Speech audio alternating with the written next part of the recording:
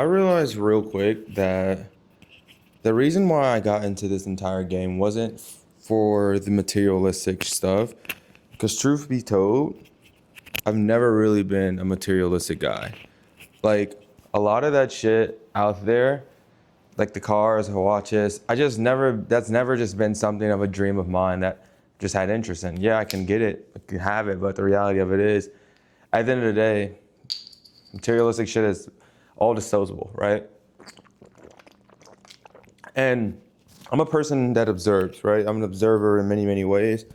I sit from the outside of certain situations and certain things, and I just look and I observe because, some things are better left unsaid, or some things are not, are better just left unsaid in general. And of course, being in the space that I'm currently in, as far as online space, a lot of things going, right? Especially from you being from the outside, as like the person who want to get into and you see all this crazy shit. I was once that person at one point in time. And now that I got into this game, it's not going to be always what it seems, right? And the reality of that is, I've dealt and I've known people who are well off in terms of money wise, and struggle with things deeper than what you could have ever imagined.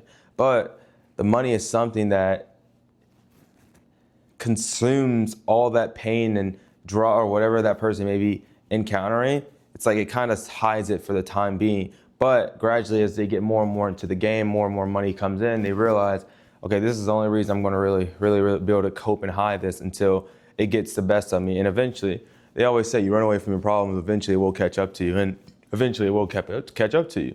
And me being able to see that, like just with people even have millions of dollars that I know personally that are at their lowest and shit like that, I sit back and listen and think and ask myself, it's like, this is exactly some of the stuff that I've heard like growing up. Like there are millionaires depressed, and I never will understand it. I'm just like, how could you be so depressed if you have all this money?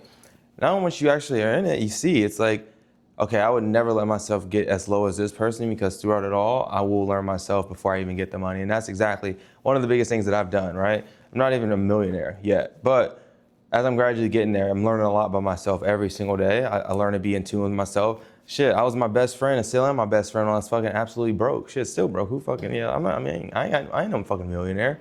But the reality of it is I will be. Like it's already written, right? Had the name Millionaire Keys since I was in 5th grade, 4th grade. So it's already written. I know I'll be a million. I know I will become a millionaire and will be a millionaire. But even then, I'm not putting the time on it, right? Because it happen next year. Who knows? Probably will. But point being is, actually it will.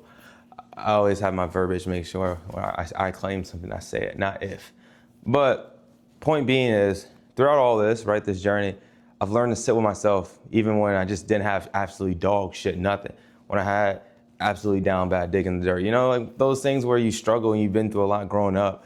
And you look at it from the person who's where they are, they have all this money, they didn't experience a lot of that shit and be able to actually sit with themselves. Growing up and not having a ton of things and being raised in certain environments, it's like you're forcefully, not taught, but you're forcefully put in a position where you got to learn how to adapt. And if you don't adapt, you end in two different places, either the streets or dead. And that was kind of the route that I knew I couldn't take. I had people around me that took that route, had boys around me that took that route that died, got killed. And the reality of it is, it's just like, I could have been there, definitely. But of course, that's just the way, the environment and how we were raised, especially like, as you can imagine, when you're going to another school versus a school outside of that district. And, I was blessed my mom put us in a district where it did make sense, because if we would have ended up in those other districts, God forbid, what could really happen. But, luckily my mom raised us the way where it's like, you're going to have all these things around you and these distractions around you. But the reality is you have to stay true to yourself and know how you were raised and that you're not cut out for that. And that's not who you are.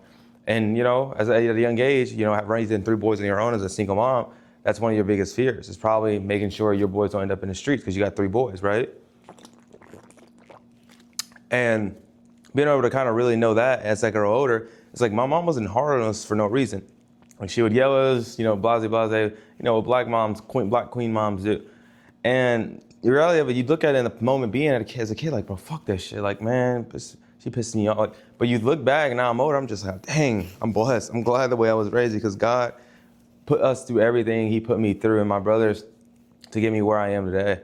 And that's the reality of it. Like, I don't look at anything. Some people ask me, do I have regrets? I have no regrets in anything I do in my life.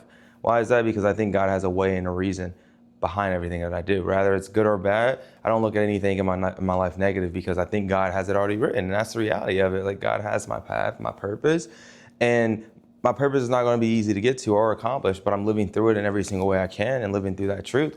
And that's exactly why I'm saying this to people that's getting into this game. It's not always what it seems. Stay true to yourself. Don't let the money get over your head. Stay true to the people that was around you, that came up with you. Remember where you come from, because a lot of motherfuckers out here that make this money and their head gets huge and they just think they're everything. But the reality of it is they're not shit. It's a saying where it's like, blase, the dude has this and this, steps in the room, but the guy who has nothing can step in a room and be perfectly fine. It's a really good saying, but it's true, right? That's the reality of it, right? I think money is a tool, right? Money can be used for many, many good things, but also money can be used for really, really bad things. And that bad thing could definitely be someone who leads with it, and that is their entire identity. And without that, they're no one. Don't be that. Like I said, it's easy to be caught up in this life. Even then, I was the same position when I started out. I want cars, I want that. And I realized once I got into it, I seen people around me doing it, and I see their reaction, how it worked for them, how it happened for them. I'm just like, yeah, I kind of knew that, but like I just needed to see it visually for someone next to me, and I just really don't care to have that, because that's not the reason why I got in this. This is a 3 a.m. night yap session. Hope you guys like this video. I'll see you guys tomorrow. I'm getting my thumbnail. All right, peace.